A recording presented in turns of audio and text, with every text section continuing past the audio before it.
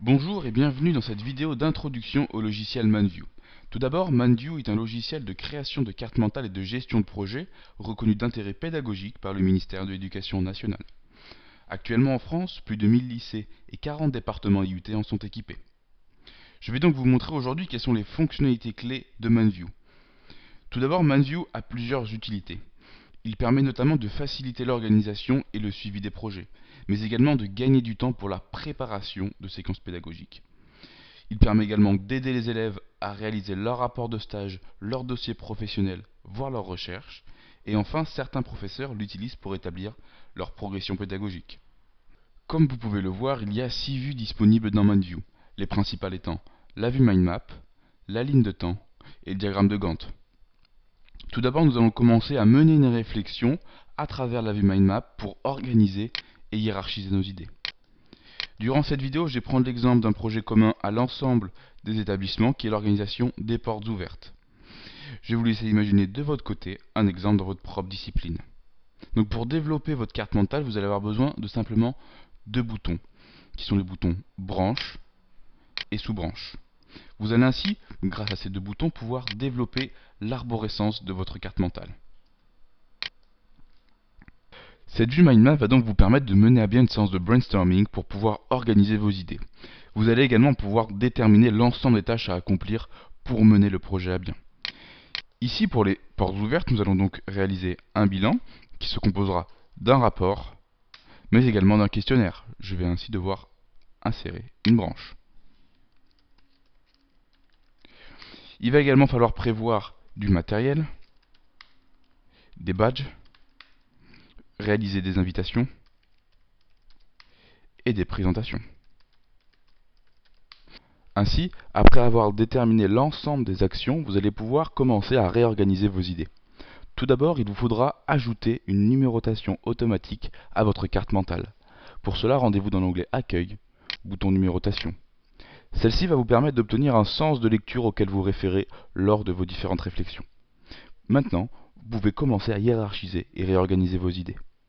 En effet, admettons que badge soit une composante de matériel. Je vais pouvoir, par un simple glisser-déposer, matérialiser cette action.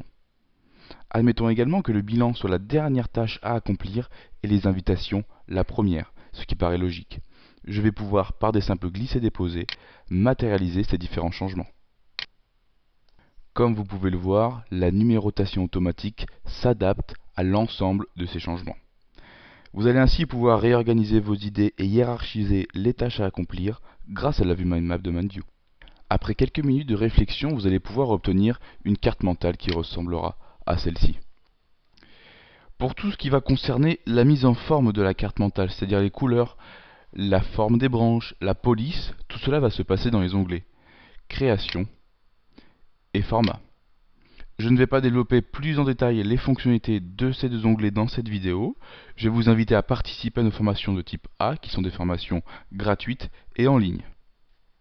Évidemment, lors d'un cours, un projet ou un rapport, vous allez devoir gérer beaucoup d'informations. Que ce soit du texte, des images, des fichiers ou même des liens vers des sites internet, MindView va vous permettre de centraliser l'ensemble de ces informations dans un seul et même fichier MindView.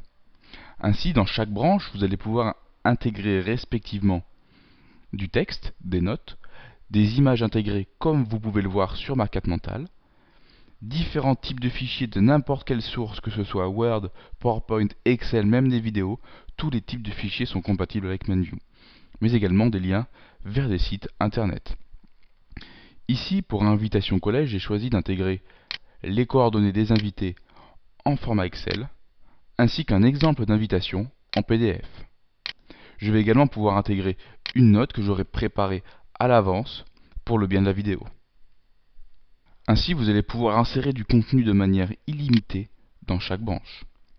On a donc vu que la mindmap aide l'utilisateur dans la phase d'élaboration et de construction d'un projet. Maintenant, nous allons voir les fonctionnalités qui vont permettre de gagner du temps dans la réalisation des supports tels que Word ou PowerPoint.